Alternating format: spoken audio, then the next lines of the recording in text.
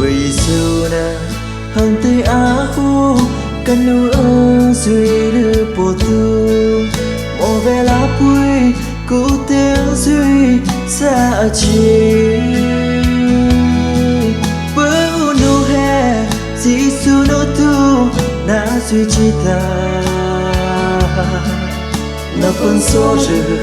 nó khờ tu tia tô hô chi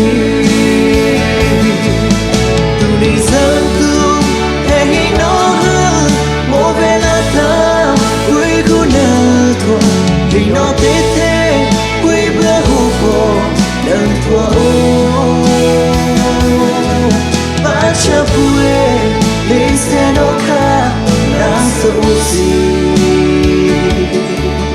Hallelujah apure nó hư hạ xa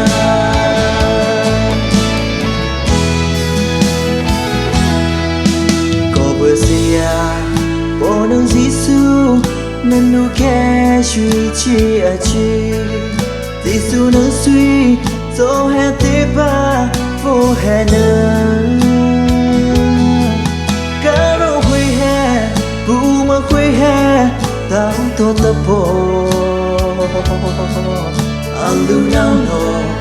xa mà khuy khứ à chi bữa đi dân tu hề hi nó hơn mô về là ta quý khu nở thua vì nó tê thế quý bữa hù bồ nâng thua ô ba cha bùi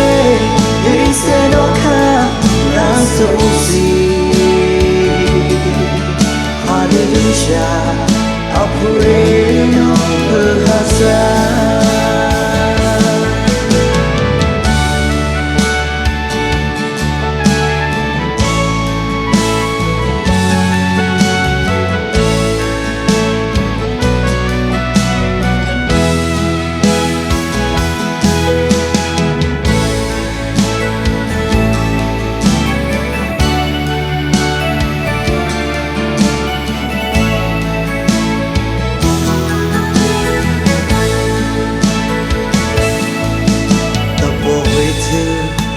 bữa cha tê ơn song xa tu ku pe pa cha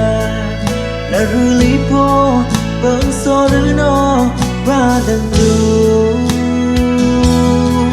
po te ma ka re khu ve chi ve la tin ka oi di so na si le ba sa bữa tu đi sớm hề hi nó hơn mô về là ta quý khu nở thua